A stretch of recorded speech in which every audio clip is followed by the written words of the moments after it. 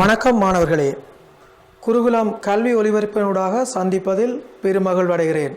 நான் செல்வநாயகன் சதீஷ்குமார், அதிபர், யாழ் தொல்புரம் விக்னேஸ்வரா வித்தியாலயம். இன்றைய எமது நிகழ்ச்சியில் பொறியியல் தொழில்நுட்ப பாடப்பரப்பில் தேர்ச்சி 8இல் தேர்ச்சி மட்டம் 8.2 வணிக மேம்பாடு மற்றும் வணிக செய்முறைக்கு தேவையான கருவிகளை பற்றி பார்ப்போம். இன்றைய எமது இந்த பாடத்தில் முதலாவதாக நாங்கள் சந்தை ஆய்வு பற்றி பார்ப்போம். பொதுவாக எந்த ஒரு வணிக நிறுவனங்களும் தமது வணிக முயற்சியை ஆரம்பிப்பதற்கு முன்னர் சந்தை ஆய்வினை மேற்கொள்கின்றன. சந்தை ஆய்வு எந்த ஒரு வணிக நிறுவனத்திற்கும் மிகவும் ஒரு முக்கியமான ஆய்வாக காணப்படுகிறது. அதனாலே தான் இந்த பாடப்பரப்பில் நாங்கள் சந்தை ஆய்வை முதலாவதாக எடுத்திருக்கின்றோம். இப்பொழுது பார்ப்போம் சந்தை ஆய்வின் வரைவிலக்கணத்தை. சந்தை ஆய்வு என்பது சந்தை வாய்ப்பு மற்றும்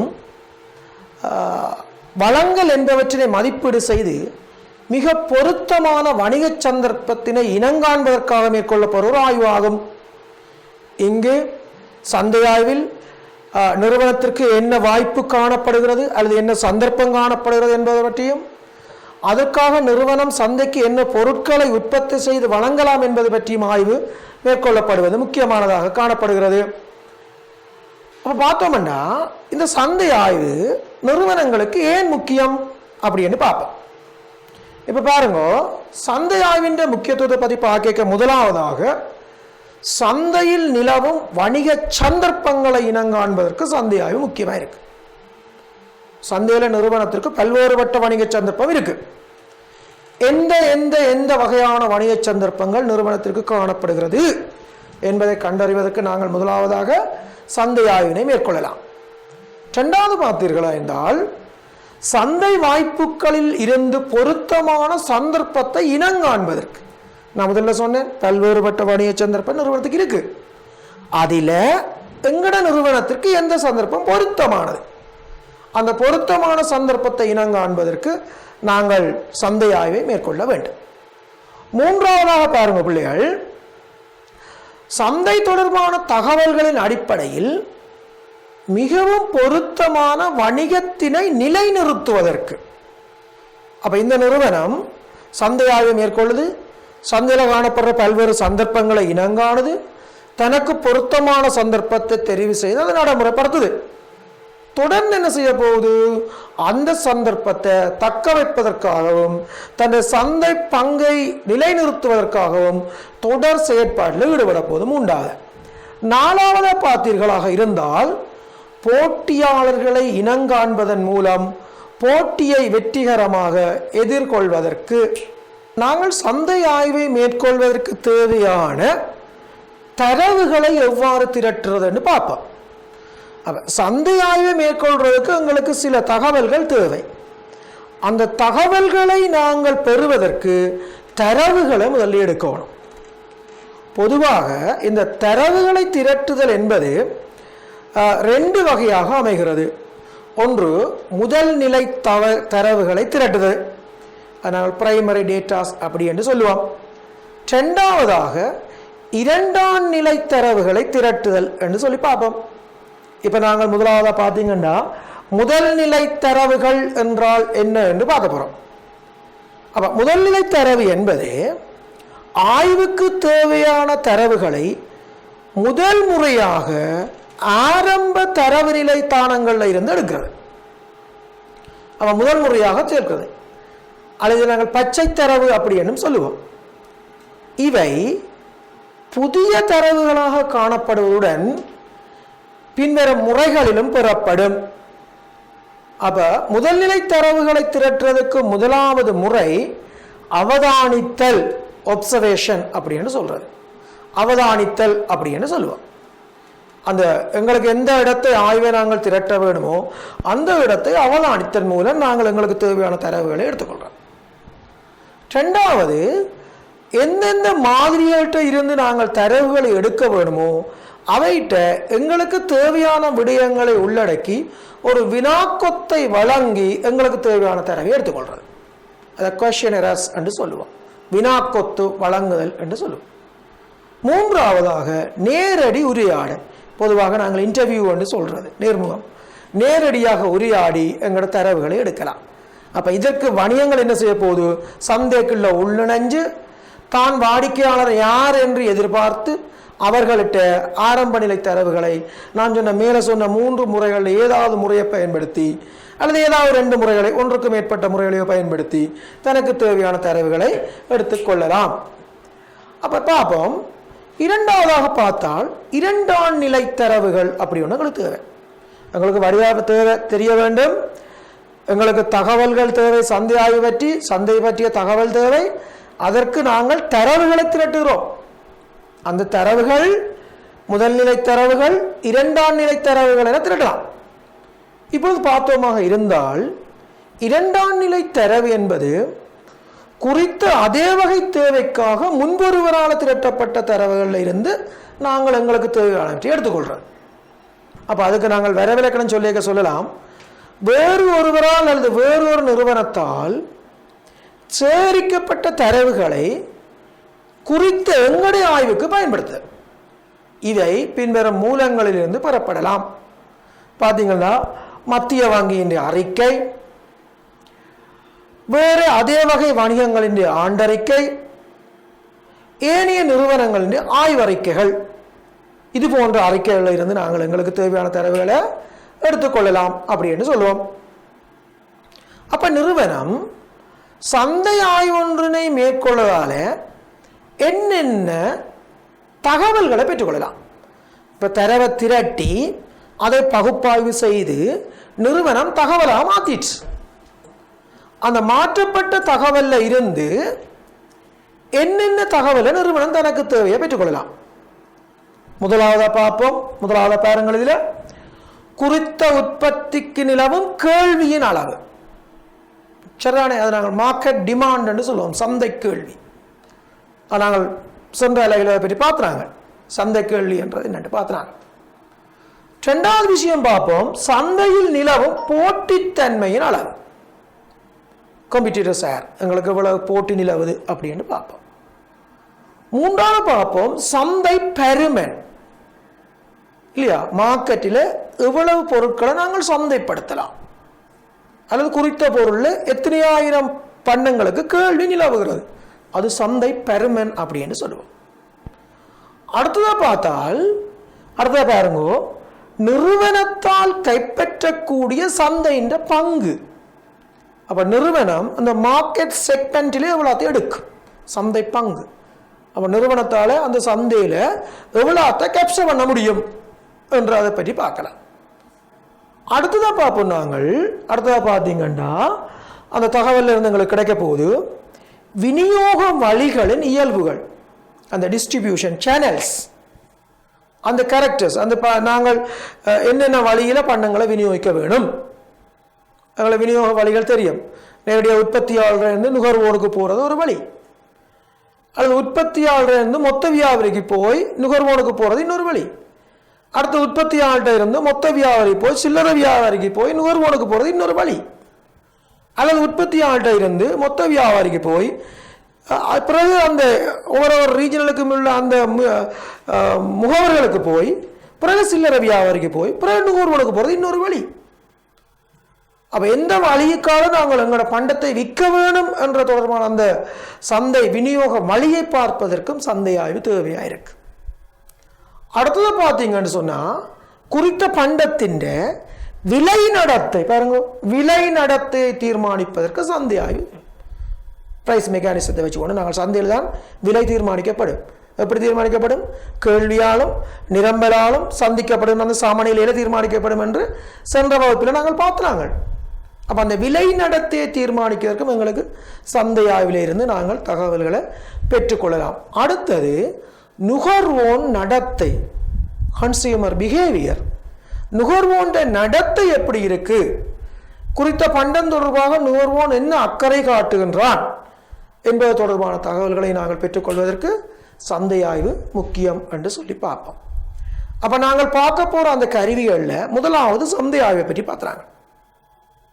அடுத்த கருவியாக நாங்கள் இப்பொழுது வணிக சூழல் பற்றி பார்ப்போம். Business environment. எங்களுக்கு தெரியும், வணிகங்கள் அல்லது வணிக நிறுவனங்கள் சூழல்ல இருக்கின்றன, சூழல்ல இருந்து இயங்கிக் கொண்டிருக்கின்றன. இந்த நிறுவனங்கள் தங்களுக்கு தேவையான உள்ளீடுகளை சூழலிலிருந்து எடுக்கின்றன அல்லது சூழலிலிருந்து பெற்றுக்கொள்கின்றன. அவற்றை ஏதோ ஒரு செய்முறைக்கு உட்படுத்தி நுகர்வோனது தேவைகள் விருப்பங்களை பூர்த்தி செய்யக்கூடிய முடிவு பண்டங்களாக மாற்றுகின்றன. கன்சியூமபிள் குட்ஸ் முடிவு பண்டமாக மாற்றுகின்றன. இந்த முடிவு பண்டங்களை திருப்பி சூழலுக்கு வழங்குகின்றன. அப்ப பார்த்தீங்களா, நிறுவனம் சூழல்ல இயங்குது, தனக்கு தேவையான உள்ளீடுகளை சூழல்ல இருந்து பெற்றுக்கொள்ளுது, பிறகு தன் முடிவு பண்டத்தை சூழலுக்கே வழங்குகிறது. அப்ப எல்லா சந்தர்ப்பத்திலையும் நிறுவனங்கள் வணிக சூழலோடு தான் தொடர்புபடுகிறது. எனவே நிறுவனங்களுக்கு சூழல் பற்றிய ஆய்வு முக்கியமானதாக காணப்படுகிறது.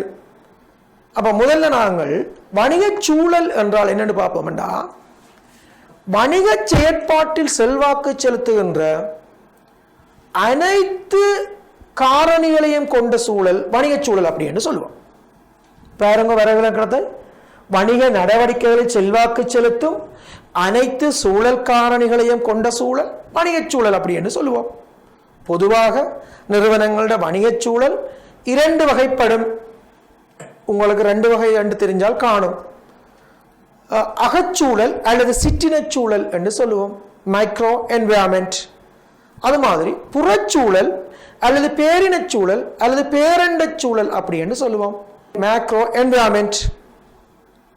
அப்ப இதில் பார்த்தோம் இருந்தால் முதல்ல நாங்கள் அகச்சூழல் அல்லது சிற்றின சூழல் என்றால் என்னன்னு பார்ப்போம். அகச்சூழல் அல்லது சிற்றின சூழல் என்றால் நிறுவனத்துக்கு உள்ளே காணப்படுவதும் நிறுவனத்தால் கட்டுப்படுத்தக்கூடியதுமான சூழல் அகச்சூழல். அப்ப திருப்பி பாருங்க, நிறுவனத்திற்கு உள்ளே காணப்படுவதும் நிறுவனத்தால் கட்டுப்படுத்தக்கூடியதுமான சூழலை நாங்கள் அகச்சூழல் என்று சொல்லுவோம். இந்த அகச்சூழலுக்குள்ள முதலீட்டாளர்கள், வாடிக்கையாளர்கள், ஊழியர்கள், வழங்குனர்கள், போட்டியாளர்கள், நிறுவன கொள்கை என்ற விடயங்கள் வரும். அப்ப நீங்கள் அகச்சூழல் காரணியோடு இப்பொழுது நாங்கள் புறச்சூழல் காரணியை பார்ப்போம். அப்ப புறச்சூழல் காரணி அல்லது பேரினச்சூழல் காரணி அல்லது பேரண்ட சூழல் காரணி என்று சொல்லுவோம், மைக்ரோ என்விரான்மெண்ட். அப்ப பேரினச்சூழல் காரணி என்று சொன்னால் பாருங்க, வணிகம் ஒன்றின் செயற்பாட்டில் செல்வாக்கு செலுத்துவதும் வணிகத்திற்கு வெளியே காணப்படுவதும் வணிகத்தால் கட்டுப்படுத்த முடியாததுமான சூழல் காரணிகளை கொண்ட சூழல் பேரினச்சூழல் அப்படின்னு சொல்லுவோம். இதுக்குள்ள பார்த்தீங்கன்னா இந்த பேரினச்சூழலுக்குள்ள சமூக கலாச்சார சூழல், பொருளாதார சூழல், தொழில்நுட்ப சூழல், சட்டச்சூழல் அந்த போன்ற சூழல்கள் அடங்கும். இதை நாங்கள் ஒரு கான்செப்ட் மேப், ஒரு எண்ணக்கரு படத்தில் உங்களுக்கு காட்டி கிடக்கு. நீங்கள் அந்த முதல் சொன்ன விஷயங்களை விட்டுட்டு இந்த எண்ணக்கரு படத்தை நீங்கள் பார்த்தீங்களாக இருந்தால் அதில் வடிவாக தெரியும். பாருங்க, நடுவில் வணிக நிறுவனம் இருக்கு, அதற்கு அடுத்ததாக அதன் அகச்சூழல் காரணி இருக்கு, அதுக்கு அடுத்ததாக அதன் புறச்சூழல் காரணி இருக்கு. அப்போ நீங்கள் இந்த கான்செப்ட் மேப் படத்தை ஞாபகம் வைத்திருந்தால் காணும். கடந்த பரீட்சை வினாத்தாளில் ஒரு கேள்வி ஒன்று வந்திருக்கிறது.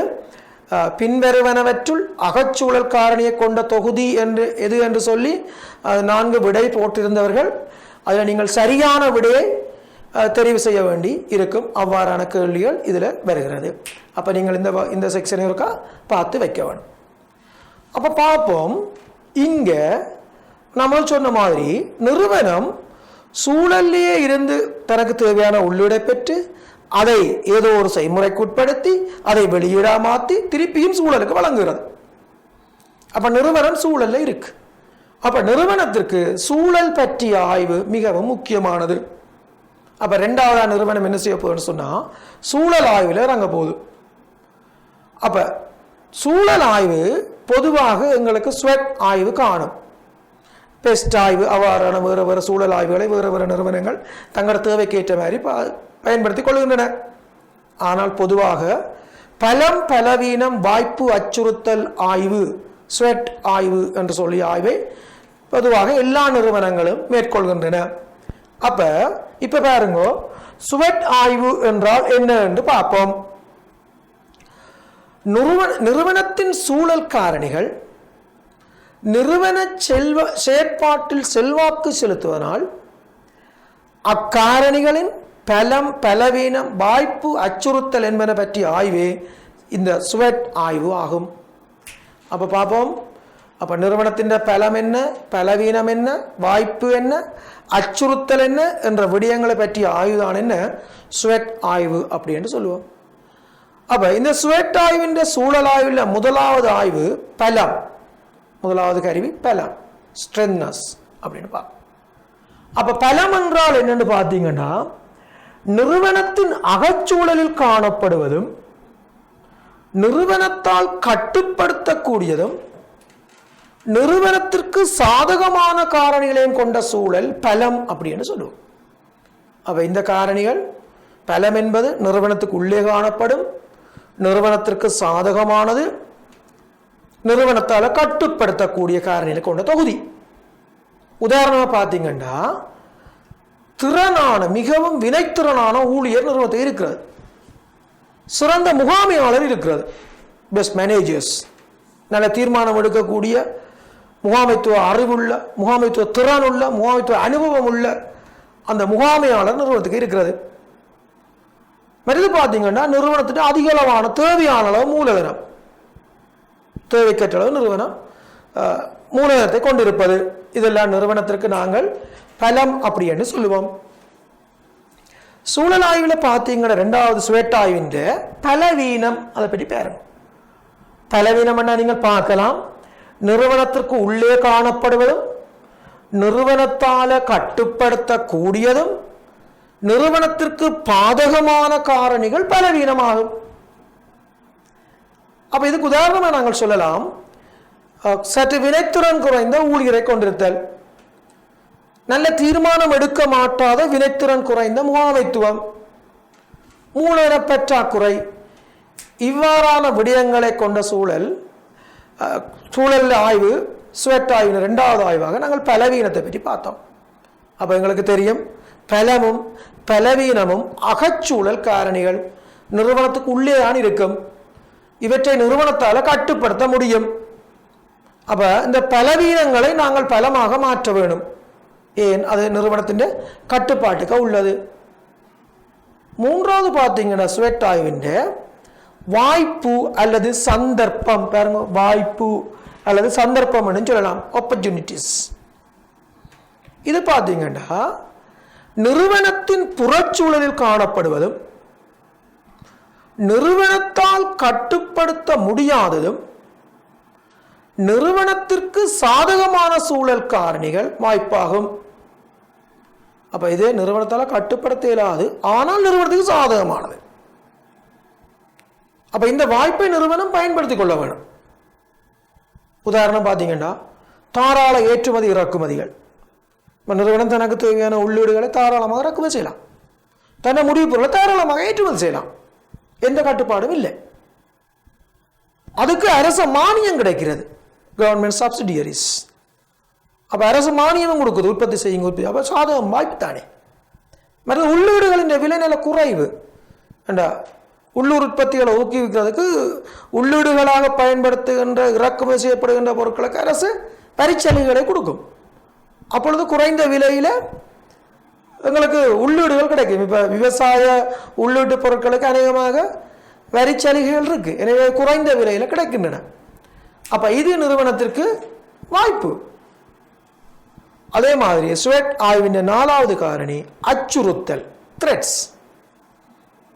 அப்ப பாத்தீங்கன்னா, அச்சுறுத்தல் அல்ல த்ரெட்ஸ் என்ன பாருங்க, நிறுவனத்தின் புறச்சூழலில் காணப்படுவதும் நிறுவனத்தால கட்டுப்படுத்த முடியாததும் நிறுவனத்திற்கு பாதகமான சூழல் காரணிகள் அச்சுறுத்தல் ஆகும். அப்ப இதுல முக்கியமான விஷயம் நீங்கள் பார்க்கணும், நிறுவனத்திற்கு வெளியில இருக்கு, நிறுவனத்தால கட்டுப்படுத்த முடியலாது, நிறுவனத்துக்கு பாதகமான காரணி. உதாரணம், ஏற்றுமதி இறக்குமதி கட்டுப்பாடுகள், அதிக அளவு அரசு வரி விதித்தல், உள்ளீடுகளின் விலைகள் அதிகமாக காணப்படுறது. அப்ப இதெல்லாம் என்ன? நிறுவனத்திற்கு அச்சுறுத்தல். அப்ப பார்ப்போம், இந்த வணிகத்தின் பலம் பலவீனம் வாய்ப்பு அச்சுறுத்தல் என்று சொல்கின்ற இந்த ஸ்வெட் ஆய்வின் சூழல் ஆய்வின் ஸ்வெட் ஆய்வில் ஒரு தாய சக்கரத்தை நாங்கள் பார்க்கலாம். இதை பாருங்க, முழு விளக்கம் இந்த கான்செப்ட் படத்தில் இருக்கு, இந்த எண்ணக்கரை படத்தில் இருக்கு. அப்ப நான் சொன்ன மாதிரி சில காரணிகள் உள்ளுக்க இருக்கும், சில காரணிகள் வெளியில இருக்கும். சில காரணிகள் நிறுவனத்திற்கு பலமாக இருக்கும், சில காரணிகள் பலவீனமாக இருக்கும். அதை நாங்கள் ஒரு தாய வடிவத்தில் காட்டியிருக்கிறோம். பாருங்க, வணிகம் இருக்கு. பார்த்தீங்கன்னா ஸ்ட்ரென்த் அண்ட் வீக்னஸ், பலமும் பலவீனமும் அகரீதியான காரணிகள் என்பது நமக்கு காட்டு. அகரீதியா நிறுவனத்துக்கு உள்ளுக்க காணப்படுறது. வாய்ப்பும் அச்சுறுத்தலும் புறரீதியான காரணிகள். பாருங்க, அப்படி புறரீதியான காரணிகள் கீழே காட்டி கிடக்கு, மேல அகரீதியான காரணிகள் காட்டி கிடக்கு. அப்ப எங்களுக்கு பலமும் சந்தர்ப்பமும் பார்த்தீங்கன்னா நிறுவனத்துக்கு எப்பொழுதும் வெற்றியை கொடுக்கும். பலமும் சந்தர்ப்பமும். அப்ப பாருங்க, மேல இருந்து கீழே முதலாவது பலமும் சந்தர்ப்பத்தை நாங்கள் காட்டி கிடக்கு, நிறுவனத்தின் வெற்றியில செல்வாக்கு செலுத்தும்.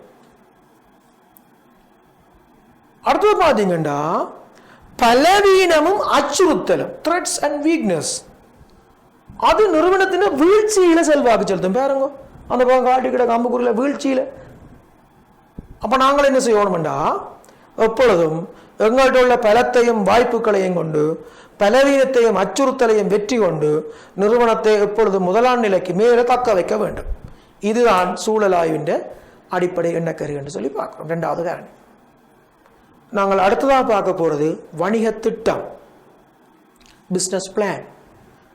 இது ஒரு முக்கியமான ஒரு பகுதி. இந்த தேர்ச்சி மட்டத்தில் முக்கியமான பகுதியாக வணிக திட்டம் இருக்கு, பிசினஸ் பிளான். அப்ப நாங்கள் வணிக திட்டம் என்றால் என்னென்று வரையறுக்கணும். பாருங்க, வணிக திட்டத்தின் வரையறுக்கணும் என்று கொடுக்கப்பட்டிருக்கு. அதை பாருங்க, வணிகத்தின் எதிர்கால எதிர்பார்ப்புகள் தொடர்பான விரிவான பொருளாதார விருத்தி, நிலைபேற்று தன்மை, வணிகத்தின் பலன்கள் என்பன உள்ளிட்ட சகல விடயங்களையும் உள்ளடக்கியதும் மதிப்பீடு செய்யப்பட்டதும் பகுப்பாய்வு செய்யக்கூடியதுமான ஒரு எழுத்தாவணம். இதுதான் என்ன வணிக திட்டம் அப்படி என்று சொல்லுவோம். அப்போ ஒரு வணிக திட்டமானது எப்படி இருக்கும் என்று பாருங்கோ. இதுல பாருங்க போட்டு கிடக்கு, வணிக திட்டம் ஒன்று வணிகத்தை ஆரம்பிக்கவோ வணிகத்தை மேம்படுத்தவோ அவசியமான ஒரு விடயம். வணிக திட்டம் வணிகத்தை ஆரம்பிக்கிறதுக்கோ அல்லது வணிகத்தை நாங்கள் ப்ரொமோட் பண்றதுக்கோ ஒரு அவசியமான ஒன்று. இரண்டாவது, எதிர்காலத்தில் வணிகத்தினை நடாத்தி செல்வதற்கான ஒரு வழிகாட்டி. நாங்கள் வணிக திட்டத்தின் அடிப்படையில் இது ஒரு பிளான் தானே, அப்போ பிஸ்னஸ் பிளான் என்று சொல்ல போகிறோம். இதன்படி தான் நாங்கள் வணிகத்தை நடத்தி கொண்டு போகிறோம். அப்போ எதிர்காலத்தில் வணிகத்தினை நடத்தி செல்வதற்கான ஒரு வழிகாட்டியாக இது இருக்கும். அடுத்தது பார்த்தீங்கன்னா நிறுவனத்தின் எதிர்கால இலக்குகளை எவ்வாறு அடைகிறது என்றதை வழிகளை காட்டும் அல்லது முறைகளை காட்டும். நிறுவன இலக்குகள் அடையக்கூடிய முறைகளை காட்டுறதாக இந்த வணிக திட்டம் இருக்கு. அடுத்தது, இலக்குகளை அடைவதற்கு தேவையான வளங்கள் எவை என்பதை காட்டும். எந்தெந்த வளங்களை கொண்டு என்னென்ன செயற்பாடுகளை செய்து வணிகத்தின் இலக்குகளை நாங்கள் அடைய வேண்டும் என்றதையும் வணிக திட்டம் காட்டும். அடுத்ததாக பார்த்தீங்கன்னா வணிகம் நிதியினை எவ்வாறு பெற்றுக்கொள்கின்றது என்றதையும் பாருங்க, அதனை எவ்வாறு பிரயோகித்தல் அல்லது பயன்படுத்தல் என்பதையும் காட்டும். வணிக நிதியினை பெற்றுக்கொள்ளும் அப்படி சொன்ன போலாம், அல்லது வணிகத்தின் நிதி உட்பாய்ச்சலையும் நிதி வெளிப்பாய்ச்சலையும், inflow of cash and outflow of cash, காசு பாய்ச்சல் என்று நாங்கள் இப்போ சொல்கின்றோம். நிதி என்பதை பொதுவாக காசு பாய்ச்சல் என்று சொல்லுவோம். அப்போ காசு எவ்வாறு நிறுவனத்துக்குள்ள வருகிறது, காசு எந்தெந்த வழியில் நிறுவனத்தை விட்டு போகுது என்ற விஷயங்களும் வணிக திட்டத்தில் காணப்படும். அடுத்து பார்த்தீங்கன்னா வணிக திட்டமானது எல்லா நிறுவனங்களுக்கும் முயற்சி ஆண்மைகளுக்கும் கட்டாயம் செய்து கொள்ள வேண்டிய ஒரு ஆவணம். எல்லாரும் கட்டாயம் தயாரிச்சு கொள்ளணும் இந்த ஆவணத்தை. வணிக திட்டம் எந்த நிறுவனத்துக்கும் ஒரு முக்கியமானது ஆவணம் அப்படி என்று சொல்றோம். அப்போ வணிக திட்டத்தை அடிப்படையாக வச்சுக்கொண்டு தான் நாங்கள் வங்கிகளில் கடன் எடுக்க போகிறோம் அப்படின்னு சொன்னாலும் இந்த வணிக திட்டம் தான் வங்கிகள் கேட்கும். அப்போ எங்களுக்கு மூலதனத்துக்கு காசு உட்பாய்ச்சலுக்கு அவன் சொல்லுவான், நான் கடன் தர போகிறேன், உங்களோட பிஸ்னஸ் பிளானை கொண்டு வரேன், என்ன செய்ய போகிறேன், அதை வச்சு தான் காசு இருக்கான். அப்போ வணிக திட்டம் முக்கியமானதாக இருக்கும். இனி பார்ப்போம் நாங்கள் ஒரு வணிக திட்டத்தின் உள்ளடக்கங்கள் எவை என்று பார்ப்போம். கண்டென்ட்ஸ். கட்டாயம் வணிக திட்டத்தின் மேல் பக்கம் முதற் பக்கத்தில் பின்வரும் விடயங்களை நீங்கள் உள்ளடக்கி இருக்க வேண்டும். பின்வரும் விடயங்களை உள்ளடக்கணும். பாருங்க, முதலாவது வணிகத்தின் பெயர், ரெண்டாவது பார்த்தீங்கன்னா அந்த வணிகத்தின் இலட்சணை அல்லது லோகோ, மூன்றாவது பார்த்தீங்கன்னு சொன்னால் அதன் முகவரி அட்ரஸ், இந்த வணிகம் எங்கே இருக்கு. நாலாவது பார்த்தீங்கன்னு சொன்னால் தொலைபேசி இலக்கம் டெலிஃபோன் நம்பர், இது கட்டாயம். ஐந்தாவது தொலைநகல் இலக்கம் ஃபேக்ஸ் நம்பர், அதுவும் கட்டாயம். ஆறாவது பார்த்தீங்கன்னு சொன்னால் மின்னஞ்சல் முகவரி இமெயில் அட்ரஸ். ஆறாவது பார்த்தீங்கன்னா வணிக திட்டம் தயார் செய்யப்பட்ட திகதி, இந்த விடயங்கள் வணிக திட்டத்தில் என்ன செய்யணும், உள்ளடக்கி இருக்க வேணும் அப்படின்னு பார்ப்போம். அடுத்ததாக பார்த்தீங்கன்னா ரெண்டாவது பக்கத்தில் வணிக திட்டத்தின் பொருளடக்கம் இருக்கு. வணிக திட்டத்தில் பொருளடக்கம் வேண்டாம், வணிக திட்டத்தின் அந்த புத்தகத்துக்குள்ள எத்தனையாம் பக்கத்தில் என்னென்ன விடயம் இருக்கு என்ற விஷயத்தை நாங்கள் பொருளடக்கத்தில் காட்டுவோம். அதை பார்த்தீங்கன்னா வணிக திட்டத்தின் உள்ளே உள்ள விடயங்களை பயன்பாட்டாளர்கள் இலகுவாக தேடிக்கொள்ளக்கூடிய வகையில் பொருளடக்கம் நிறுவனத்துக்கு என்ன செய்யும், ஒரு வழியை காட்டும் அப்படின்னு சொல்லுவோம். அடுத்தது பார்த்தீங்கன்னா வணிக விளக்கம் இருக்கும் அந்த வணிக திட்டத்தில். அடுத்த பக்கத்தை தட்டிங்கன்னா வணிக விளக்கம். வணிக விளக்கம் என்ன சொல்ல போது, வணிகத்தின் தூர நோக்கு விஷன். நாங்கள் போன அமர்வில் அதை பற்றி பார்த்துறாங்க. போன செஷனில் தூர நோக்கம், இலட்சிய நோக்கு அல்லது பணிக்கூற்று, கோல்ஸ், இலக்கு, ஆப்ஜெக்ட்ஸ், நோக்கம், இதில் பற்றி பார்த்துறாங்க. அது எப்படி உருவாக்குறது, எப்படி செயல்படுத்துறதுன்னு பார்த்துறாங்க. அப்போ வணிக திட்டத்திலே அந்த விடயம் உள்ளடக்கி இருக்க வேணும். அது வணிக விளக்கம் என்று சொல்லுவோம். வணிகத்தின் தூர நோக்கு என்ன, வணிகத்தின் தூர நோக்கம் என்பது விஷன். வணிகத்தின் பணிக்கூற்று என்ன, மிஷன். இலக்குகளும் நோக்கங்களும் கோல்ஸ் அண்ட் ஆப்ஜெக்ட்ஸ் என்ன. வணிகத்தான உற்பத்தியாகிற பொருட்கள் அல்லது வழங்கப்படும் சேவைகள் எவை, வணிகத்தின் வழங்குனர்கள் யார், வணிகத்தின் சந்தை தேவை என்ன, வணிகத்தின் வணிக எண்ணம் பிசினஸ் ஐடியா என்ன, வணிக எண்ணத்தின் தற்போதைய நிலை என்ன, எதிர்காலத்தின் உறுதிப்பாடு என்ன, எதிர்காலத்தில் வணிகம் என்னது செய்ய போகுது, வணிகம் எதிர்காலத்தில் கைப்பற்ற உள்ள சந்தை பங்கு எது, எந்த சந்தை மார்க்கெட் ஷேர்ஸ் மார்க்கெட் செக்மெண்ட், சந்தை துண்டம் என்று சொல்லுவோம். எதை வணிகம் கைப்பற்ற போகுது என்று சொல்லி அந்த வணிக விளக்கத்தில் நாங்கள் அதில் காட்ட வேண்டி இருக்கு. அடுத்தது பார்ப்போம். அடுத்ததாக நாங்கள் விளக்க வேண்டும் வணிக திட்டத்தின் உற்பத்தி திட்டம். ஒரு ப்ரொடக்ட் பிளான் ஒன்று இருக்கும், ப்ரொடக்ஷன் பிளான். பார்ப்போம். உற்பத்தி திட்டம் என்று சொன்னால் வணிகத்தின் உற்பத்தியின் தற்போதைய நிலை, அதன் வளர்ச்சி என்பன உள்ளடங்குது உற்பத்தி திட்டத்துக்கு. இப்போ எத்தனை ஆயிரம் பண்டங்களை எது போல குவான்டிட்டி உற்பத்தி செய்கிறது, என்ன குவாலிட்டி உற்பத்தி செய்யுது, எதிர்காலத்தில் அது எது அடைய போகுது, அடுத்த வருஷம் எவ்வளோ உற்பத்தி செய்யுது, அதுக்கு அடுத்த வருஷம் எவ்வளோ உற்பத்தி, அவ்வாறான திட்டம் இருக்கு. அப்போ இதுக்குள்ள உற்பத்தி திட்டத்துக்குள்ள பின்வரும் விடயங்கள் உள்ளடக்கி இருக்கும். முதலாவது பார்த்தீங்கன்னா உற்பத்தி மேற்கொள்ளப்படும் விதம். ரெண்டாவது பார்த்தீங்கன்னா கையாளப்படும் தொழில்நுட்பம் டெக்னாலஜி. மூன்றாவது பார்த்தீங்கன்னு சொன்னா அடைய வேண்டிய தர உறுதி குவாலிட்டி, என்ன குவாலிட்டி அசூரன்ஸ், என்ன குவாலிட்டியில் பண்டங்களை நாங்கள் செய்ய வேண்டும். அடுத்தது பார்த்தீங்கன்னா தர சுட்டி குவாலிட்டி இண்டெக்ஸ் என்ன. அடுத்தது பார்த்தீங்கன்னு சொன்னா எவ்வாறான சேவையை நிறுவனம் வழங்குறது, சேவை வழங்கும் விதம் என்ன. இப்போ பண்டங்களை விற்பனை செய்த பிறகு விற்பனைக்கு பின் சேவை என்ன,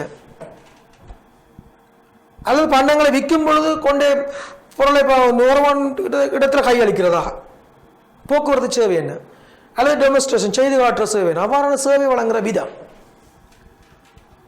அடுத்தது பார்த்தீங்கன்னா ஊழியர் தேவையின் பாட்டின் அளவு, உற்பத்திக்கு எவ்வளவு ஆயிரம் ஊழியர் நாங்கள் பயன்படுத்த வேணும். அடுத்தது பார்த்தீங்கன்னா தேவையான இயந்திராதிகளின் அளவு. அடுத்தது பார்த்தீங்கன்னா உற்பத்தி பண்ணத்தின் மொத்த உள்ளடக்கம். இவ்வாறான விடயங்கள் எங்களுக்கு உற்பத்தி திட்டத்தில் இருக்க வேண்டும். அப்போ உற்பத்தி திட்டம் நிறுவனத்தின் மொத்த உற்பத்தியின் அளவு, அதுக்கு பயன்படுத்துகிற ஊழியர், அதுக்கு பயன்படுத்துகிற தொழில்நுட்பங்கள், அதுக்கு பயன்படுத்துகிற இயந்திரத்தின் அளவு, அதுக்கு பயன்படுத்துகிற வளம் எல்லாத்தையும் காட்டும். அது மாதிரி பார்த்தீங்கன்னா இப்போ விற்பனை திட்டம். விற்பனை திட்டத்தில் என்னென்ன சொல்ல போகிறோம்னு சொன்னால், விற்பனை திட்டத்தின் வகை, அதன் பரிமாணம் என்ன, என்ன வகையில் இப்போ என்ன ஸ்ட்ராட்டஜி, என்ன தந்திரோபாயத்தில் நிறுவனம் விற்பனை செய்து கொண்டு இருக்கு பண்டங்களை, அதன் பரிமாணம் என்ன, அதன் பண்டத்தின் விலை என்ன, விநியோக முறை என்ன, விற்பனை மேம்பாட்டு முறை என்ன, சேல்ஸ் ப்ரமோஷன் என்னென்ன ஆக்டிவிட்டிஸ் இருக்கு, மேம்பாட்டு செயல்பாடு என்ன, அந்த விடயங்களை விற்பனை திட்டம் குறியிட்டிருக்கு. இதுக்கான மொத்த செலவு எவ்வளவு வேண்டும் அதில் காட்டப்பட்டிருக்கு. அடுத்தது பார்த்தீங்கன்னா மனித வளத்திட்டம் அல்லது மானிட வளத்திட்டம் அப்படின்னு சொல்லுவாங்க. பொதுவாக வணிகத்தில் எந்த நடவடிக்கைக்கு மனித வளம் பயன்படுத்தப்படும் இருக்கும், A to Z மனித வளத்தை நாங்கள் பயன்படுத்தோம். அப்போ மொத்தமாக எவ்வளவு மனித வளம் எங்களுக்கு தேவை, இப்போ எவ்வளவு மனித வளம் பயன்படுத்தப்படும் இருக்கு, எந்தெந்த தொழிலில் நிறுவனத்துக்குள்ளே எந்தெந்த இடத்தை எந்தெந்த மனித வளம் பயன்படுத்தப்பட்டு கொண்டிருக்கு என்றபடியும் இதில் இருக்கும். அப்போ பார்த்தீங்கன்னா வணிகம் ஒன்றின் முகாமை குழு மற்றும் வணிகத்தை ஆரம்பித்து நடாத்தி செல்வதற்கு தேவையான ஏனைய ஊழியர் பங்களிப்பு போன்ற தொடர்பில் இந்த திட்டத்தில், மாநில திட்டத்தில் நாங்கள் அதில் காட்டியிருப்போம். அடுத்தது பார்த்தீங்கன்னா விருத்தி திட்டம் அல்லது அபிவிருத்தி திட்டம், எதிர்காலத்தில் ஆராய்ச்சி அபிவிருத்தி தொடர்பான நடவடிக்கை. அப்போ எதிர்காலத்தில் நிறுவனம் தன் பண்டத்தை இப்போ செய்கின்ற அந்த உற்பத்தி பண்டத்தில் என்ன அபிவிருத்தி செய்ய போகுது, விருத்தி செய்ய போகுது, அல்லது என்ன வகையான புதிய பொருளை கண்டறிந்து சந்தையை கொடுக்க போகுது, எதிர்காலத்தில் என்ன ஆராய்ச்சி அபிவிருத்தி செயல் திட்டத்தை நிறுவனம் நடைமுறைப்படுத்த போகிறது என்ற விடயங்கள் எங்களுடைய அந்த வணிக திட்டத்தில் அடுத்ததாக உள்ளடக்கப்படும். அப்போ பார்த்தீங்கன்னா பொருள் அல்லது சேவையில் பாருங்க, பொருள் அல்லது சேவையில் எதிர்காலத்தில் செய்யப்படவுள்ள சாதகமான மாற்றங்கள் பற்றிய திட்டம் இதில் இடம்பெறும். அதான் ஆராய்ச்சி அபிவிருத்தி திட்டம் அப்படின்னு சொல்லுவோம். அடுத்ததாக பார்த்தீங்கன்னா முகாமைத்துவ திட்டம், ஒரு மேனேஜ்மெண்ட் பிளான். இது முக்கியமானது. நாங்கள் இதை பற்றி முதலும் பார்த்துட்டோம், சென்றவருக்கு முதலாமர்களை பார்த்துட்டோம். அப்போ ஒரு நிறுவனத்தின் ஒழுங்கமைப்பும் கட்டமைப்பும் என்ன, அப்போ நாங்கள் பார்த்தீங்கன்னா முகாமை கட்டமைப்பு, ஆர்கனைசேஷன் சார்ட் அது இருக்க வேணும். எந்த பணியிலே எந்த ஊழியர் அமர்த்தப்பட்டிருக்கிறார், அவருக்குரிய பொறுப்பு என்ன, அவருக்குரிய வேலை திட்டம் என்ன என்ற ஒழுங்கமைப்பும் அதில் காட்டப்பட்டிருக்க வேண்டும். ரெண்டாவது பார்த்தீங்கன்னா முகாமைத்துவ மட்டங்கள் இவை, top level managers, middle level managers and low level managers. உயர்மட்ட முகாமையாளர்கள், இடைத்தர மட்ட முகாமையாளர்கள், கீழ்மட்ட முகாமையாளர்கள். அப்போ இந்த முகாமை மட்டங்களில் யார் யார் பணிபுரியணும், அவர்களுக்குரிய அதிகாரங்களும் பொறுப்புகளும் அவை. அடுத்தது அதிகாரங்கள், அத்தாரிட்டி அண்ட் பொறுப்புகள், ரெஸ்பான்சிபிலிட்டி. அப்போ அதிகாரங்களும் பொறுப்புகளும் அவை. அடுத்தது பார்த்தீங்கன்னா தொடர்பாடல் முறைமை. அப்ப எவ்வாறான ஒரு தொடர்பாடல் முறைமையை நிறுவனம் பின்பற்றி கொண்டிருக்கு என்ற விடயங்கள் அதில் இருக்கு. அடுத்தது பார்த்தீங்கன்னா வணிக திட்டத்தில் போட்டி தொடர்பான பகுப்பாய்வு, காம்படிட்டர்ஸ் அனாலிசிஸ் அப்படின்னு சொல்லுவோம். போட்டி தொடர்பான பகுப்பாய்வு கட்டாயம் நிறுவனத்துக்கு முக்கியமானது. அப்ப நிறுவனத்தோட இப்ப போட்டியில் உள்ளது யார் யார், நடைமுறை உள்ள போட்டி நிறுவனங்களை வை. அடுத்தது எதிர்காலத்தில் தோன்றக்கூடிய போட்டி நிலைமைகளை வை. பாருங்க, போட்டியாளர் பகுப்பாய்வில் வரும். அடுத்தது போட்டியாளர்களின் பலம் பலவீனம் என்ன, அது முக்கியம். அடுத்து பார்த்தீங்கன்னா வணிகம் எதிர்காலத்தில் எதிர்கொள்ளும் சந்தர்ப்பங்களும் சவால்களும் அவை. அடுத்தது போட்டியை வெற்றி கொள்வதற்காக வணிகம் தயாரிச்சுக்கின்ற தந்திரோபாயங்கள் இவை. போட்டியை நாங்கள் கட்டாயம் வெற்றி கொள்ள வேணும். போட்டியை வெற்றி கொள்ள முடியாட்டி வணிகம் இல்லாமலும் போயிடும், நட்டத்தில் இயங்கும். தொடர்ந்து நட்டம் வேண்டாம், வணிகத்தை மூடத்தான் வேணும். அப்போ போட்டியை வெற்றி கொள்வதற்காக நாங்கள் எப்பொழுதும் சிறந்த தந்திரோபாயங்கள் ஸ்ட்ராட்டஜிஸ் அப்படி அதில் நாங்கள் வகுத்து கொண்டே இருக்க வேணும் அப்படின்னு சொல்கிறோம். அடுத்தது பார்த்தீங்கன்னா நிதி திட்டம், ஃபைனான்ஸ் பிளான். இங்கே தான் முக்கியமானது. அப்போ நிதி திட்டத்துக்குள்ள நிறுவனம் மூலதன தேவையை நிறைவேற்றிக் கொள்வதற்கான வழிமுறை. இதுக்குள்ள பார்த்தீங்கன்னா மூலதன கட்டமைப்பு. மூலதன கட்டமைப்புன்றது எங்களுக்கு வித்தியாசம். நிறுவனத்தின் சொந்த நிதி எவ்வளவு, கடன் நிதி எவ்வளவு, கடன் நிதிக்கான வட்டி எவ்வளவு, கடன் நிதி எவ்வளவு காலத்தில் உங்களை கொடுக்க வேணும் என்ற விடயங்கள் அதில் மூலதன கட்டமைப்பில் காட்டப்படும். அடுத்தது காசு நிறுவனத்துக்கு எவ்வளவு வரும், எப்படி வரும், காசு பாய்ச்சி ஓட்டி அளவீடு, அதோட காசு செலவு எவ்வளவு இருக்கு போன்ற நிதி திட்டம் இதில் உள்ளடக்கப்படும். அடுத்ததாக பார்ப்போம் நிறைவேற்றி சுருக்கம். இது ஒரு முக்கியமான பகுதி. எக்ஸிக்யூட்டிவ் சமரி அப்படின்னு சொல்லுவோம்.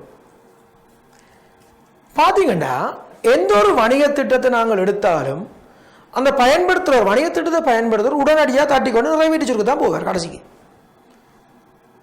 நான் முதல் சொன்ன ஒவ்வொரு விடயமாக வாசித்து கொண்டிருக்க மாட்டார்கள்.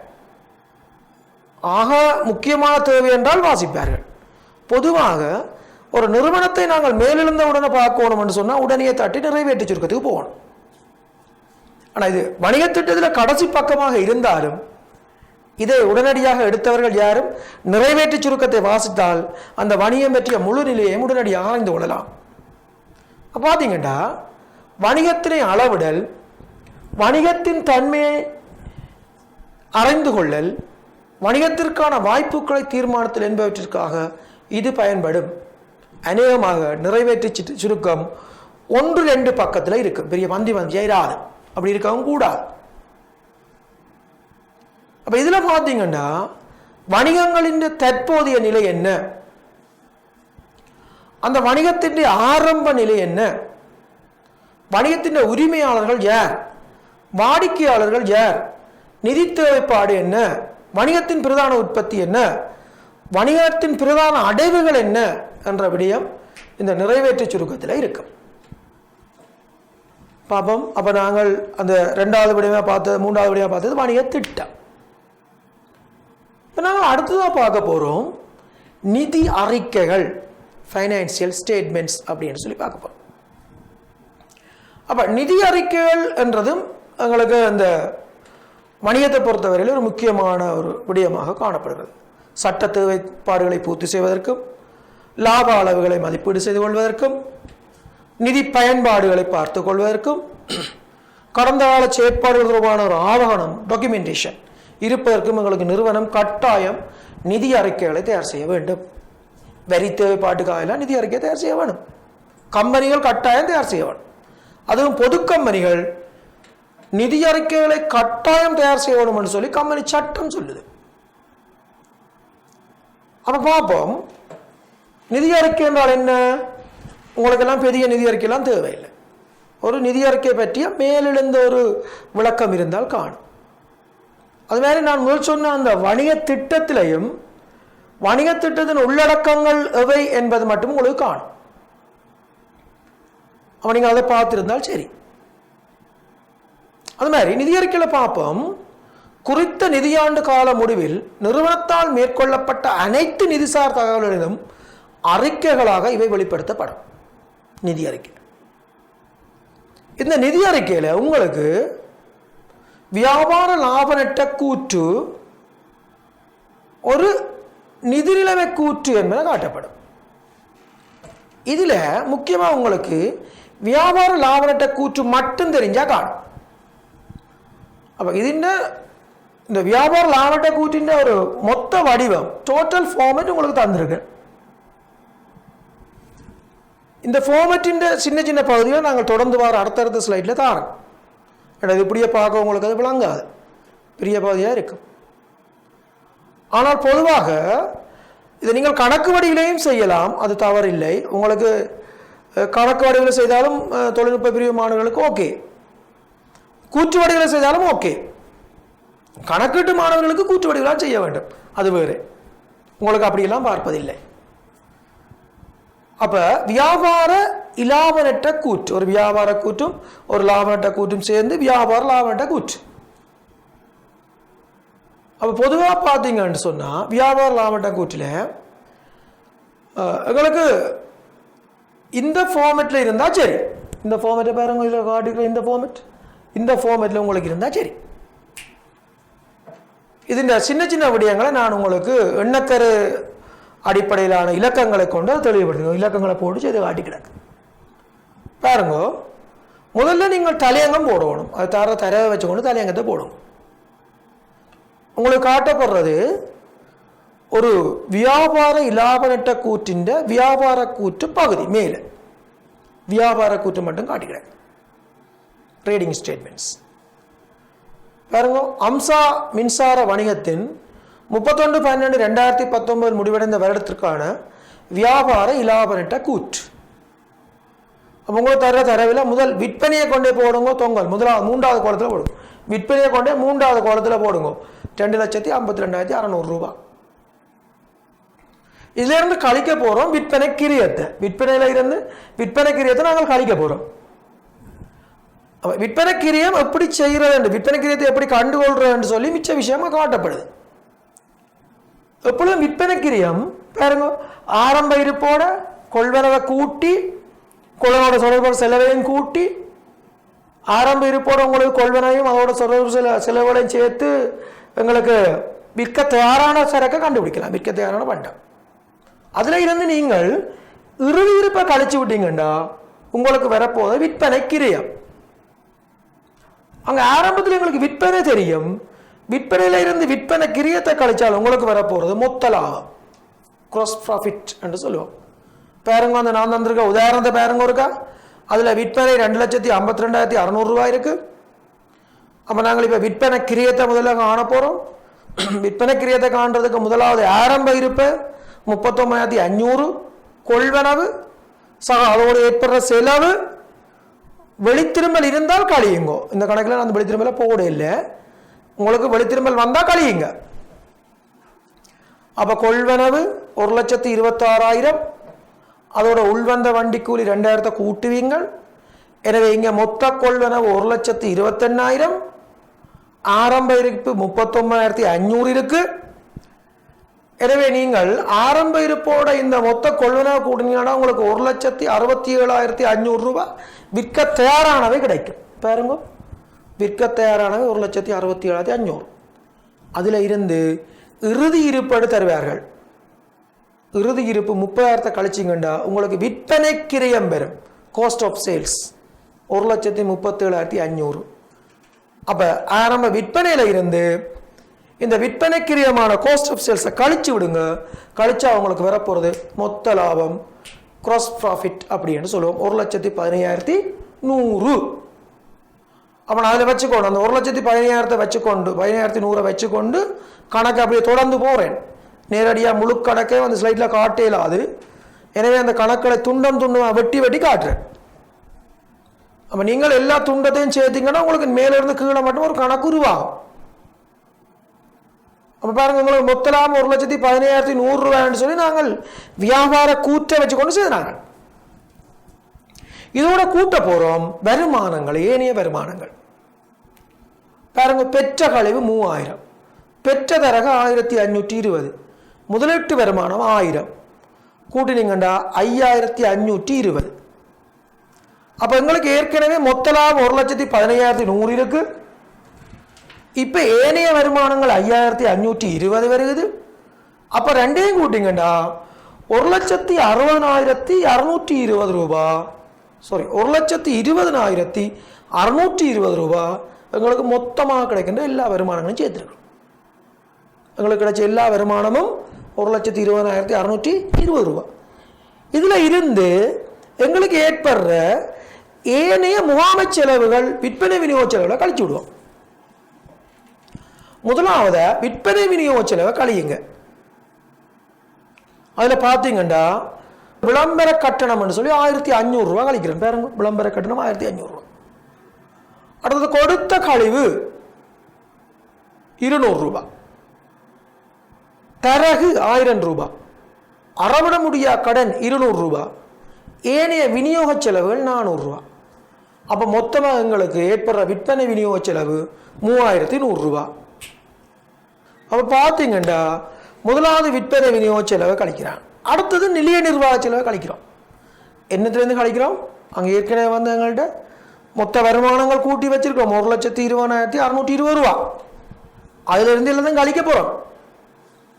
பாருங்கோ, வாடகை 3000, இறைச்செலவு 400 பாருங்கோ போட்டிருக்கு. அடுத்தது காப்புறுதி கட்டணம் 1500,